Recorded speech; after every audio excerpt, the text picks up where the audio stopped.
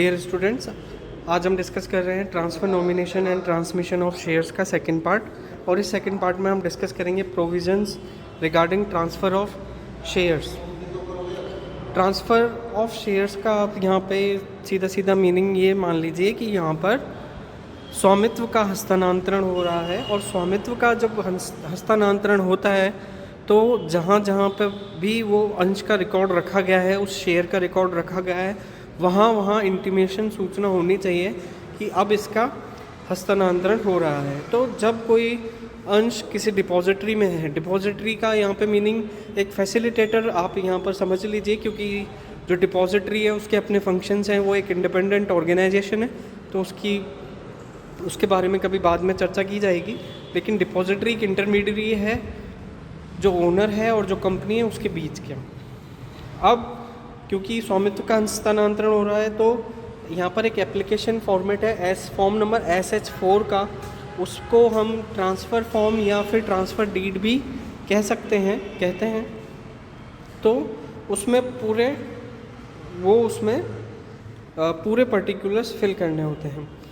जो एप्लीकेशन है वो प्रॉपरली स्टाम्प्ड, डेटेड और एग्जीक्यूटेड होने चाहिए ट्रांसफरी के थ्रू। ट्रांसफरी जो है, जिसको अंश ट्रांसफ़र होने हैं, उसकी पूरी डिटेल उसमें फर्निश्ड होनी चाहिए। डिलीवरी पीरियड यहाँ पे 60 दिन का होता है जब से एप्लीकेशन दी हुई है।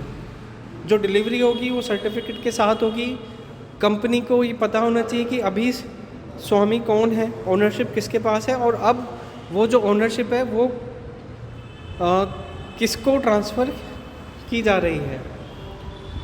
अगर कोई लॉस्ट या अनडिलीवर्ड इंस्ट्रूमेंट है, उस केस में जो डुप्लीकेट इंस्ट्रूमेंट है उसके लिए अलग प्रक्रिया है, उसको लेकर फिर एप्लीकेशन फॉर्म लगाना होता है। अगर पार्टली पेड सिक्योरिटी है, पार्टली पेड में कंपनी बताएगी कि कितना पेड अमाउंट है और कितना बाकी है, उसके सर्टिफिकेट के साथ में वो इनक्लोज हो जो इंस्ट्रूमेंट है वो इनक्लोज हो जाएगी।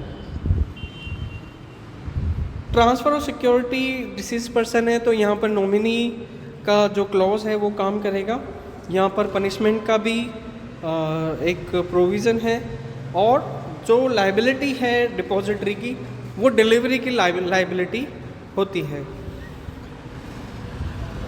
Transfer of security her case में अलाउड नहीं है। 2 तरीके के केसेस हैं यहाँ पर, जिसमें कि जो रेस्ट्रिक्शंस हैं वो इम्पोज की गई हैं। एक है स्टैट्यूटरी रेस्ट्रिक्शंस और रेस्ट्रिक्शंस अंडर द आर्टिकल्स।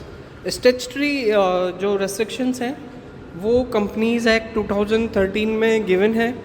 उन केस में ट्रांसफ़र नहीं हो सकता है, लेकिन जो कंपनी के आर्टिकल्स हैं उनमें भी रेस्ट्रिक्शन इम्पोज की गई हैं। जैसे जो कंपनीज एक्ट की हैं कंपलसरी कुछ रेस्ट्रिक्शंस हैं। माइनर अगर ट्रांसफरी है तो उस केस में किस तरह की रेस्ट्रिक्शंस हैं। पर्सन्स ऑफ अनसाउंड माइंड, ये माइनर और अनसाउंड माइंड जो है वो जो लीगल पर्सन है, ऑथराइज लीगल पर्सन है, उनके थ्रू होगा। इंसॉल्वेंट, क्योंकि जो माइनर है पर्सन विद अनसाउंड माइंड है, और जो इंसॉल्वेंट है वो अनुबंध करने के अधिकारी नहीं है। They are not competent to do any contract under contract act 1872। इसलिए यहाँ पर इनके लिए जो लीगल रिप्रेजेंटेटिव है उनके थ्रू यहाँ पे काम होगा। अगर शेयर्स को लियन पे दिया हुआ है तो जिसके पास लियन है उनसे अनुमति चाहिए होगी, और इसका जो प्रतिफल है, कंसिडरेशन है, वो जैसा कि प्रोविजंस में क्या गया है उसके हिसाब से प्रिस्क्राइब ट्रांसफ़र फ़ी है उसके लिए। और जो पहले मेंबर था उसका जो रजिस्टर है, उसका जो रजिस्टर है, एक अलग से रजिस्टर मेंटेन होता है कि कौन सी सिक्योरिटी किसके पास है, तो उसका भी क्लोजर होगा। उसके स्पेसिमेन सिग्नेचर्स होंगे। और यदि कोई पर्सन है उसके पास अलग अलग तरह की कोई सिक्योरिटीज़ है तो फिर क्रमागत रूप से जो भी सिक्योरिटी के लिए अप्लाई किया जा रहा है, क्योंकि यहाँ पे हम सिर्फ और सिर्फ शेयर्स की बात कर रहे हैं, तो यहाँ पर इस प्रकार से जो प्रोविज़न है वो काम करते हैं, रेस्ट्रिक्शन भी लगाते हैं और पूरी प्रक्रिया को पूरा करते हैं।